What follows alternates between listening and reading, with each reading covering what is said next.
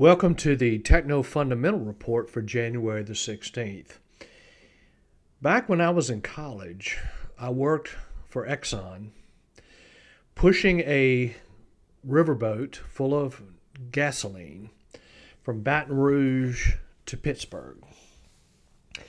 It was a great job. I really enjoyed it. I worked for Captain Barry, and Captain Barry was a very competent captain. And my job was to, whatever the captain needed, my job was to get it for him, whether it was a Coca-Cola or whatever. But Captain Barry was experienced. He knew how to maneuver the Mississippi River up to the Allegheny and the Ohio till we got to Pittsburgh. Had great respect for him. It was a point of experience. He had experience. So the main experience that I would recommend that I've had is that when it comes to the stock market, you want to really monitor interest rates and corporate earnings. So you don't want to fight the Fed. Don't fight the Federal Reserve. They are going to drive the train. And so what we're looking for is to keep it simple. And we're looking for a Goldilocks situation, which is where the GDP growth rate is healthy and inflation is under control. Now, a book that I've read a long time ago, and I'm actually rereading it, is Martin Zweig's Winning on Wall Street. And he had these rules, and he said, the trend is your friend. Don't fight the tape. So you might want to pause your video player and look at these rules. Don't fight the Fed. You know, that's what I was just talking about.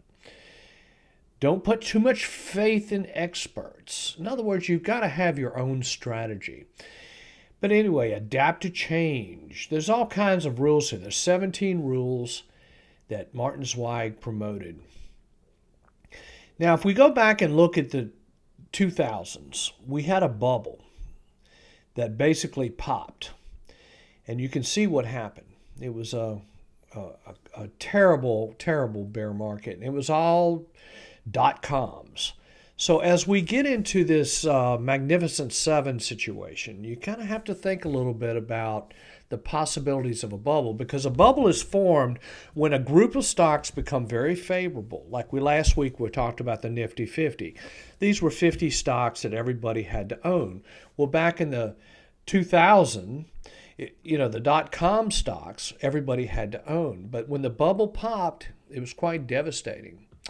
Now, when it comes to a report on what's going on, and again, I have to impose upon you to pause your video player because I don't have the time to go through this entire report. But basically what this report says is that because the Fed continues to print, not the Fed, but the Treasury continues to print additional capital, inflation is here to stay.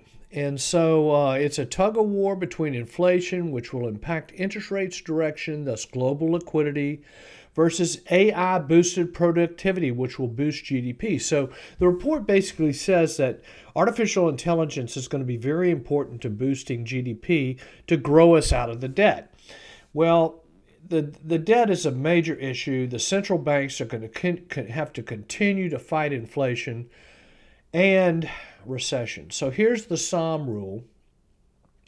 Claudia Somm, basically came up with this indicator. And when you rise above zero, it's an indication of inflation. You can see back here in 2008, it gave the reading. In 2000, it gave the reading. You can see here that every time we've gotten this reading, we've had a recession. So I'm not so sure we should ignore this, but just be aware of the fact that unemployment is actually improving, but good news can be bad news because this is causing the economy to be too hot. So the December unemployment numbers came out at 4.1, which was an improvement of the 4.2 reading in November, but the SOM rule was activated. Actually, it was activated back here in August. So let's take a look at the market, see what's going on here. Well, as you can see here, the NASDAQ made a high. It's now making a lower high, and a lower high. So this is what we would define as a downtrend. So the NASDAQ, even though it's been the strongest index, continues to struggle. Here we have the mid-cap stocks. You can see here major breakdown. The power indexes, or the power trend, has been deactivated by the fact that the 21-day has moved below the 50. Now, we've been getting a rally here. We got a rally today. The Dow was up like 700 points. But this is why you want to look at multiple indexes, because you have to look under the hood. Now, here's the New York Stock Exchange. Same situation. You've got the power index has been terminated. You did get a rally today, but it just didn't come across to me as being a powerful rally. But we'll see. Now, here's the small cap, same problem. You can see definite downtrend here. We got a rally, but is it going to last? Are we going to see a follow-through here? We'll have to see.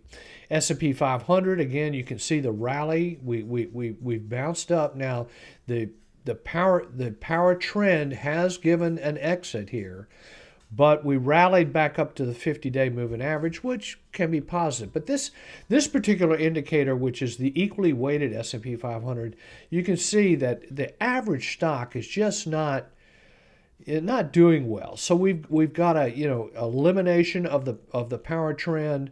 We've gotten a rally today, but we have to see if there's going to be consolidation and improvement. Now, the culprit here is interest rates. This is the 10-year Treasury yield. You can see that it's climbing, climbing, climbing. So the rate of change on the 10-year Treasury over the last 125 trading days has been where interest rates have gone up over 12%. So once this indicator gets above zero, it's basically telling you that interest rates are a problem, and the Fed may not be cutting rates anymore anytime soon. But the good news is the primary trend is up. We are in a bull market. You can see here with the S&P, the primary trend is up. NASDAQ, primary trend is up. We're just having some short-term difficulties here, primarily due to the fact that interest rates are climbing and inflation. Let me tell you, back in the 70s, the biggest problem we had was inflation would come under control, and then the Fed would cut interest rates, but then inflation would come roaring back, and it was a problem. So we don't want to be complacent here. We want to keep an eye on things, because the Fed may have to push us into recession in order to get this inflation under control. Hopefully that doesn't happen. Anyway, if you have any questions, please let me know.